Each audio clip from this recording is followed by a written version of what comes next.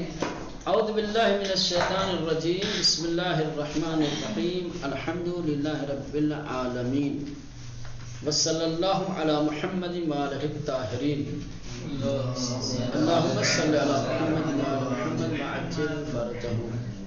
کل کے درس میں اللہ کی قدرت کے سلسلے میں آپ حضرات کو کچھ چیزیں بتائی گئی تھی، قدرت کی تعریف کی گئی تھی، خدا قادر ہے اس کا مطلب بتایا گیا تھا۔ تھوڑا سا اشارہ کرتے ہوئے آگے بڑھتے ہیں۔ قدرت خدا کی صفت ذاتی اور صفات ثبوتی میں سے ہے۔ ٹھیک، صفت ذاتی کیا ہے وہ بتایا جا چکا ہے، صفت ثبوتی کیا ہے وہ بھی بتایا جا چکا ہے۔ خدا کے قادر ہونے کا کیا مطلب ہے؟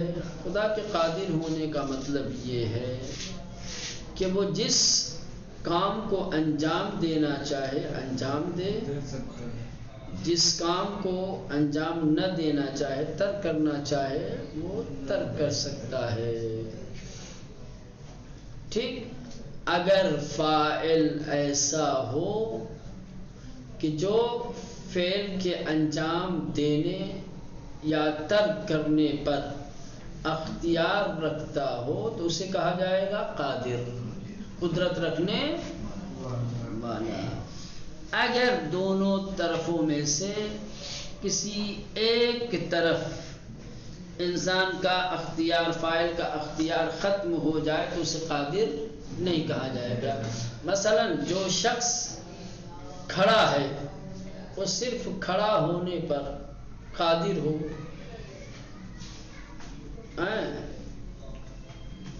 صرف کھڑے ہونے پر اختیار رکھتا ہو، بیٹھنے پر اس کا اختیار نہ ہو، نہ بیٹھ سکتا ہو، تو اسے نہیں کہا جائے گا کہ یہ قادر ہے۔ سمجھ رہے ہیں؟ قادر اسے کہا جائے گا کہ جو کھڑے ہونے پر بھی اختیار رکھتا ہے اور بیٹھنے پر بھی اختیار رکھتا ہے۔ ٹھیک، ایسے ہی جو انجام فعل کے ساتھ ساتھ ترک فعل پر بھی اختیار رکھتا ہو، قدرت رکھتا ہو۔ ٹھیک، لہذا صرف اور صرف فاعل با ارادہ اور فاعل مختار قادر ہو سکتا ہے، ایسا فاعل کہ جو ارادہ اور اختیار دونوں رکھنے والا ہو۔ ارادہ اور اختیار جس فاعل کے ساتھ نہیں ہے، جس فاعل میں نہیں ہے، وہ قادر نہیں ہو سکتا۔ چلیں یہاں تک۔ خداوند متعال قادر مطلق ہے۔ قادر مطلق یعنی بغیر قید و شرط کے تمام حالات میں۔ جی، مطلق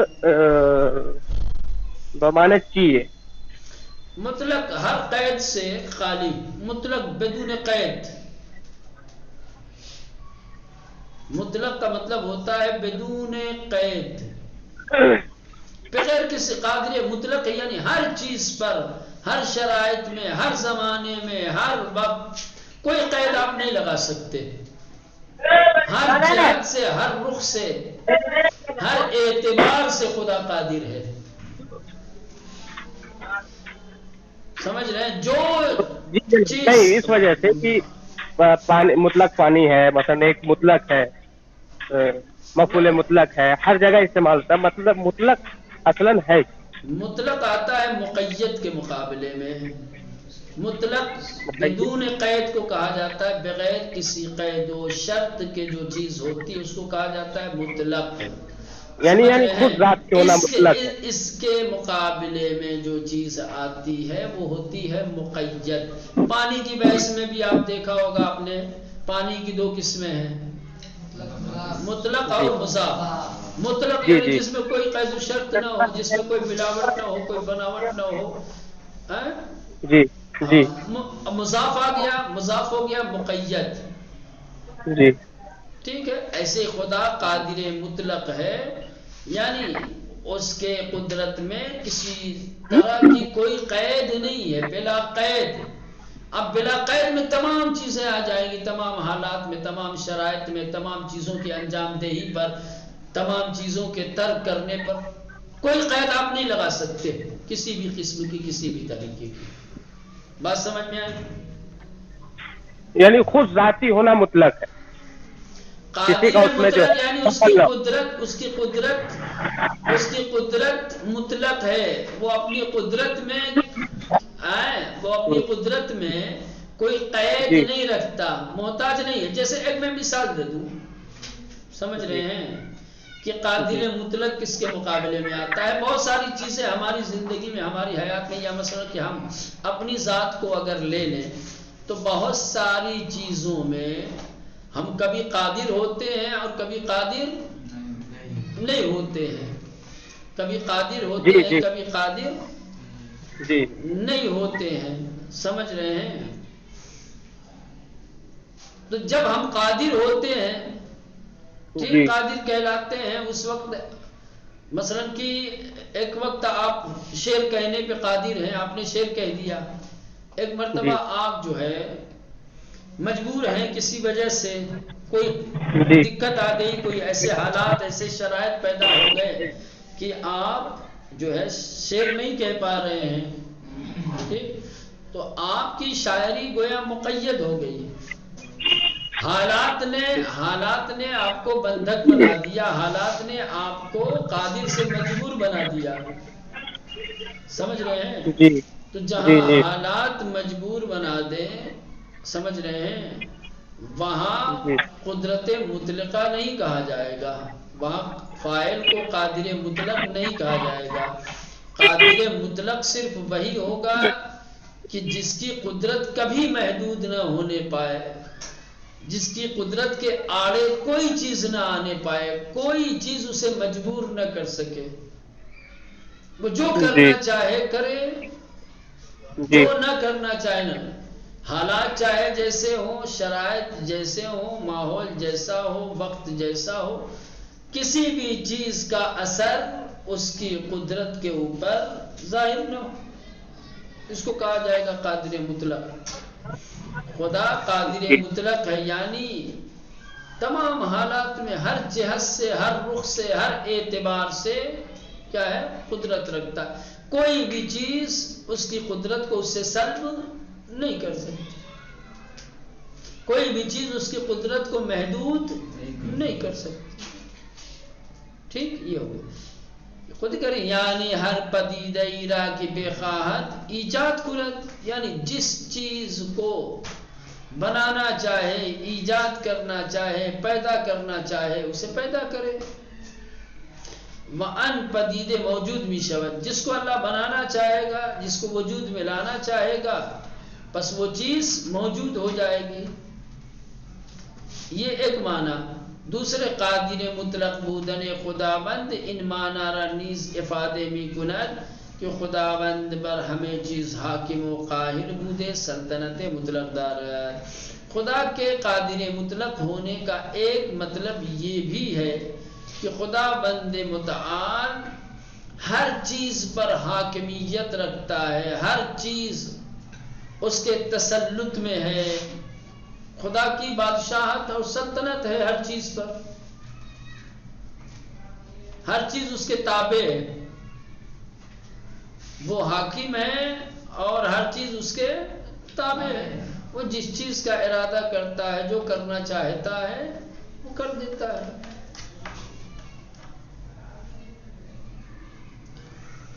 شواہد قرآنی. اب یہ خداوند متعال کی قدرت کے سلسلے میں قرآن مجید میں جو آیات ہیں ان آیتوں کا ذکر کریں گے. ٹھیک، ان آیات سے آپ کو آشنا کرائیں گے جن آیات میں اللہ کی قدرت کا ذکر آیا ہے. قرآن مجید میں بہت ساری آیتیں ایسی ہیں کہ جو خدا کی قدرت مطلقہ پر دلالت کرتی ہیں. ان میں سے چند آیتیں یہاں پر ذکر کریں گے. وَلِلَّهِ مُلْكُ السَّمَاوَاتِ وَالْأَرْضِ وَاللَّهُ عَلَى كُلِّ شَيْءٍ قَدِيرٌ. زمین اور آسمان کی بادشاہت، حکومت اللہ کے لیے ہے. زمین اور آسمان کا مالک حاکم بادشاہ اللہ ہے اور اللہ ہر شے پر قادر ہے۔ یہ دونوں چیزیں، ایک تو ملک یعنی سلطنت حکومت اور قدیر، یہ دونوں صفتیں ایک ساتھ آیت میں اس لیے ذکر کی گئی ہیں تاکہ خدا کی حکومت بادشاہت اور اس کی قدرت کا دوسرے کے مقابلے میں اندازہ لگایا جا سکے۔ دنیا میں بہت سارے حاکم بادشاہ آپ کو ایسے ملیں گے کہ جو کچھ ریاستوں کے کچھ حکومتوں کے مالک تو ہیں، بادشاہ تو ہیں، حکومت تو رکھتے ہیں لیکن قدرت نہیں رکھتے۔ بعض افراد ایسے ہیں جو قدرت رکھتے ہیں، بادشاہت نہیں رکھتے ہیں۔ آپ کو پتہ ہے نریندر مودی ہر چیز کر سکتا ہے، کسی کو زندگی دے سکتا ہے کیا؟ حکومت ہے نا ہندوستان میں، اس کی حاکم ہے نا ہمارا، ہمارا حاکم ہمیں موت سے بچا سکتا ہے۔ کہتی ہو کسی علاقے میں مودی سے کہہ دو بارش کروا دے، حاکم ہے نا لیکن قادر نہیں ہے، حاکم ہے لیکن قادر نہیں ہے۔ لیکن اس آیت کریمہ میں اسی لیے کہ خدا ایسا بادشاہ ہے، خدا ایسا حاکم اور سلطنت رکھنے والا ہے کہ جو قادر مطلق بھی ہے۔ وَلِلَّهِ مُلْكُ السَّمَاوَاتِ وَالْأَرْضِ، اور اللہ کے لیے ہے زمین و آسمان کی سلطنت، حکومت، بادشاہت۔ ملک سے مراد کیا ہے؟ بادشاہت، حکومت۔ واللہ علی کل شیء قدیر، اور اللہ ہر شے پر ٹھیک۔ یہ پہلی آیت تھی۔ دوسری آیت تبارک الذی بیدہ الملک وہو علی کل شیء قدیر۔ یہاں پر بھی ملک آیا لیکن یہاں ملک اوپر والے ملک سے الگ ہے۔ وہاں ملک حکومت اور سلطنت کے معنی میں، اور یہاں ملک سے مراد کیا ہے؟ کائنات ہے، جہان، دنیا۔ ٹھیک۔ تبارک برکت والا، کیا ہے؟ مبارک، برکت والا۔ تبارک الذی، بابرکت ہے وہ ذات، بیدہ الملک، کہ جس کے اختیار میں، جس کے قبضے میں، جس کے ہاتھوں میں کائنات ہے۔ وَهُوَ عَلَى كُلِّ شَيْءٍ قَدِيرٌ، اور وہ ہر شے پر جاننے والا ہے، ہر شے پہ قدرت رکھتا ہے، ہر شے پر توانا یعنی قدرت مند، قدرت رکھتا ہے۔ دانا سمجھ رہے تھے کیا؟ دانا الگ ہوتا ہے، توانا الگ ہوتا ہے۔ دانا کا مطلب ہوتا ہے عاقل، عالم، جاننے والا۔ توانا کا مطلب ہوتا ہے قدرت مند، طاقتور، ٹھیک، مضبوط۔ چلے، تبارک الذی، برکت والی ہے وہ ذات، بیدہ الملک، جو کائنات کا مالک ہے، جو جس کے ہاتھ میں، جس کے قدرت میں ملک ہے یعنی کائنات ہے، اور وہ ہر شے پر اللہ جس چیز کا حاکم ہے، جس پر خدا کی بادشاہت ہے، جس پر اللہ کی حکومت ہے، اللہ اس پر ہر طریقے کا اختیار بھی رکھتا ہے۔ چاند بنایا ہے، چاند بنایا ہے، اس کی ایک جگہ مقرر کی ہے آسمان پر، ٹھیک، چاہے تو اس کو زمین پہ بھی اتار سکتا ہے، چاہے تو اس کے دو ٹکڑے بھی کر سکتا ہے، چاہے تو اسے نکالے، چاہے تو نہ نکالے۔ سمجھ رہے ہیں؟ دنیا کے حاکموں کی طرف سے، دنیا کے بادشاہوں کی طرف سے اس کی حکومت اور اس کی بادشاہت نہیں ہے۔ دنیا والوں کی صرف بادشاہت ہوتی ہے، قدرت نہیں ہوتی ہے۔ لیکن اللہ ایسا حاکم اور ایسا بادشاہ ہے کہ جو ہر چیز پہ قادر ہے، ہر چیز اس کے اختیار میں ہے، جس طرح سے تصرف کرنا چاہے۔ ہاں، چلیں نیچے پھر دوسری آیت آتی ہے اللہ الذی خلق سبع السماوات ومن الارض مثلهن يتنزل الامر بينهن لتعلموا ان الله على كل شيء قدير وان الله قد احاط بكل شيء علما. خدا کا تعارف کروایا ہے. اللہ الذی وہ ہے، خدا کی ذات وہ ہے، اللہ وہ ہے، خلق جس نے خلق کیا، سبع سماوات ساتوں آسمان کو. اللہ وہ ہے جس نے ساتوں آسمانوں کو پیدا کیا. ومن الارض مثلہن، اور اسی طریقے سے زمین کے 7 طبق کو، آسمان ساتوں آسمان کو، اور اسی طریقے سے ساتوں زمین کے. اس آیت سے یہ پتہ چلتا ہے کہ آسمان کے درجات ہیں، آسمان الگ الگ ہیں. ہماری نگاہیں، ہماری نظریں صرف ایک آسمان کو دیکھ رہی ہیں، جبکہ اس آسمان کے بعد دوسرا آسمان، تیسرا، چوتھا، 7 آسمان ہیں. اسی طریقے سے زمین، ہم ایک زمین کی سطح پر ہیں. ایسا نہیں ہے کہ سطح زمین صرف یہی ایک ہے، اس کے بعد پھر کوئی زمین نہیں ہے نا. زمین کے 7 طبقے ہیں.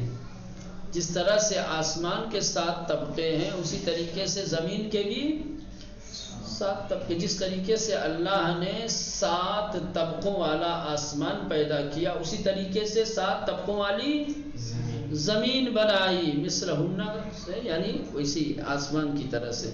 یتنزل الامر بینہن، ان کے درمیان اسی کا حکم چلتا ہے، اسی کا امر چلتا ہے، نازل ہوتا ہے. جو کچھ زمین و آسمان میں اور زمین و آسمان میں موجود طبقات میں جو بھی امر ہے، جو بھی دستور ہے، جو بھی نظام ہے، وہ سب اور سب اللہ کی جانب سے، اللہ کا ہی ہے. یہ تمام چیزیں کیوں ہیں؟ لِتَعْلَمُوا، تاکہ تم سب جان لو، تم لوگوں کو بتایا جا سکے کہ ان اللہ علی کل شیء قدیر، کہ اللہ ہر شے پر قدرت رکھتا ہے. وَأَنَّ اللَّهَ قَدْ أَحَاطَ بِكُلِّ شَيْءٍ عِلْمًا. یہاں تک اللہ کی قدرت کو بیان کیا. اب یہاں سے اللہ کے بے انتہا اور لامحدود علم کو بتایا جا رہا ہے. وَأَنَّ اللَّهَ، اور بے شک اللہ، قَدْ أَحَاطَ بِكُلِّ شَيْءٍ عِلْمًا، جس طریقے سے اللہ ہر شے پر قادر ہے، ویسے ہی اللہ کا علم ہر شے پر محیط ہے. اللہ کا علم ہر شے پر محیط ہے، یعنی ہر چیز اس کے علم کے دائرے میں ہے. ہر چیز اس کے علم کے دائرے میں ہے. کوئی ایسی چیز نہیں ہے کہ جو اس کے محدود علم میں نہ ہو. اس میں بولنے کے لیے کہہ رہا ہوں، کوئی ایسی چیز نہیں جو اس کے علم کے حدود سے باہر ہو. اصل حدود ہے ہی نہیں اس کے علم کی، تو اس کے حدود سے باہر کیا؟ جس طریقے سے اللہ ہر شے پر قادر ہے، ویسے ہی ہر شے کا عالم ہے. ہر شے کو اس کا علم احاطہ کیے ہوئے ہے، اس کا علم گھیرے ہوئے ہے. سمجھ؟ ہاں، تو یہ 2-3 آیتیں تھیں خدا کی قدرت مطلقہ کی، جو گواہ تھیں، جو شاہد تھیں انہیں. اب ایک سوال ہے، سمجھ رہے ہیں، جو اکثر و بیشتر جوانوں کے ذہنوں میں ہوتا ہے. اب یہاں سے تھوڑا توجہ دینا، ابھی بات سرسری تھی لیکن اب بات تھوڑی عقلی اور ذہنی آ رہی ہے. ان سوال و جواب جو ابھی سوال کیا جائے گا اور اس کے بعد جو جواب دیا جائے گا، یہ یاد رکھنے کی چیز ہے. اکثر و بیشتر آج کے نوجوان طلباء سے، علماء سے اس طریقے کے سوالات پوچھتے ہیں. کیا ہے سوال؟ یہ ہے، ہم نے کہا کہ اللہ ہر شے پہ قادر ہے، ایسا فاعل ہے کہ جو کرنا چاہے وہ کرے گا، کوئی اس کو روک نہیں سکتا. جو نہ کرنا چاہے وہ نہیں کرے گا، کوئی اسے کروا نہیں سکتا. جب خدا قادر مطلق ہے تو کیا خدا ایسا کر سکتا ہے کہ 2 2 5 ہو جائے؟ ہو سکتا ہے ایسا؟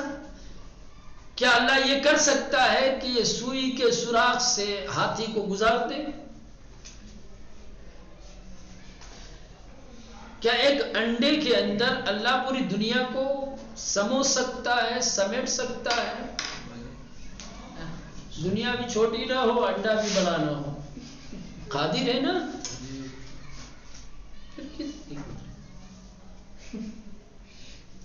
واقعاً اگر اللہ قادر مطلق ہے، خدا ہر شے پر قدرت رکھتا ہے،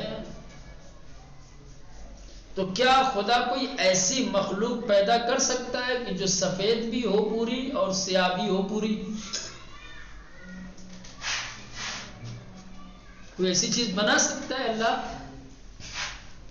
کہ جو پوری کی پوری سفید بھی ہو اور پوری کی پوری کالی اور سیاہ بھی ہو؟ کیا خدا اس بات پر قادر ہے کہ ایسی مخلوق بنا دے، ایسی مخلوق پیدا کر دے کہ جس کو وہ خود ہی نہ مٹا سکے؟ ایسی مخلوق پیدا کر دے، ایسی چیز بنا دے کہ جس کو خود وہ مٹانے پر قادر نہ مٹا سکے؟ ٹھیک؟ کیا خدا ایسا سنگین، اتنا وزنی، اتنا بڑا پتھر پیدا کر سکتا ہے کہ جس کو وہ خود اٹھا نہ سکے؟ کیا یہ تمام چیزیں اس کی قدرت سے منافات رکھتی ہیں؟ کیا یہ چیزیں خدا نہیں کر سکتا؟ اگر یہ چیزیں خدا نہیں کر سکتا تو پھر قادر کیسا ہے؟ اور اگر کر سکتا ہے تو کر کے دکھائے۔ بات سمجھ رہے ہو آپ؟ سوال کیا ہے مولانا؟ جی ہاں، پہلے سوال سمجھ لو، جواب تھوڑا مشکل رہے گا چونکہ سوال ہی مشکل ہے۔ اکثر ہم لوگوں کے ذہنوں میں بھی اس طریقے کا آتے ہیں، نہیں آتا؟ ہاں بتاؤ بھائی۔ تو یہ جو 3 4 چیزوں کا انہوں نے ذکر کیا، ایسے ہزاروں مثالیں ہیں، سمجھ رہے ہیں؟ 1 2 مثالوں سے آپ سمجھ لیں، اس طریقے کے ہزاروں سوالات انسان کے ذہن میں پیدا ہوتے ہیں، آتے ہیں، سوالات بنائے جاتے ہیں، کیے جاتے ہیں۔ خدا اگر خاص طور سے کفار و مشرکین کی طرف سے اس طریقے کے سوالات ہوتے ہیں، ہندوؤں کی طرف سے، ان کے پاس عقل تو ہے نہیں، اس طریقے کی باتیں ان کے ذہنوں میں زیادہ آتی ہیں، بے عقلی والی، بے عقلی کی باتیں بے عقلوں کے ذہن میں زیادہ آتی ہیں۔ عقل مند انسان ہو تو عقل کی باتیں آئیں۔ ٹھیک؟ تو ابھی تک یہاں تک جو کچھ ہم نے پڑھا ہے اس سے یہ ثابت کیا گیا ہے کہ اللہ قادر مطلق ہے، ہر شے پہ قادر ہے، ہر شے اس کے احاطے علم میں ہے، ہر شے اس کے تسلط میں ہے، ہر شے پر اس کی حکومت ہے، ہر شے پر اس کی سلطنت ہے۔ خدا ایسا فاعل مختار ہے، جو کرنا چاہے کوئی روک نہیں سکتا۔ خدا ایسا فاعل مختار اور ایسا قادر ہے کہ اگر وہ ترک فعل کا ارادہ کر لے تو کوئی اسے کروا نہیں سکتا۔ تو اب بتاؤ، جب خدا اتنا توانا ہے، خدا اتنا قادر ہے، ٹھیک، تو 2 2 5 کر کے دکھائے۔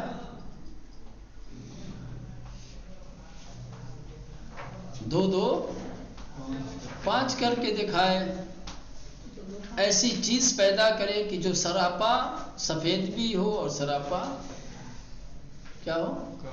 کالی بھی ہو۔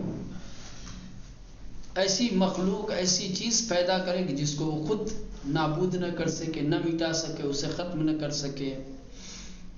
اتنا وزنی، اتنا سنگین پتھر پیدا کر دے کہ جس کو وہ اٹھا نہ سکے۔ تو اب سوال یہی ہے کہ اگر اس طریقے کا پتھر پیدا کرتا ہے، اس طریقے 2 2 5 بنا دیتا ہے، ایسی مخلوق پیدا کر دیتا ہے کہ جو سفید بھی ہو اور سیاہ بھی ہو، تو کیا اس طریقے کی چیزوں کا پیدا کرنا خدا کی قدرت مطلقہ کے ساتھ منافات رکھتا ہے؟ پیدا کر دے گا تو کیا خدا قادر نہیں رہ جائے گا؟ منافات ہے خدا کی قدرت کے ساتھ۔ جب اور اس چیز میں جب وہی بات ہوئی جناب، اگر مقید ہو جائے گا تو پھر نہیں رہ جائے گا وہ خدا. ہاں تو ابھی سوال کر لیں نا. تو اگر پیدا کرتا ہے تو کیا اس کا پیدا کرنا اس کی قدرت سے منافات رکھتا ہے؟ اور اگر پیدا نہیں کرتا ہے تو پیدا نہ کرنے کی صورت میں کیا اس کی قدرت مطلقہ سے منافات رکھتا ہے؟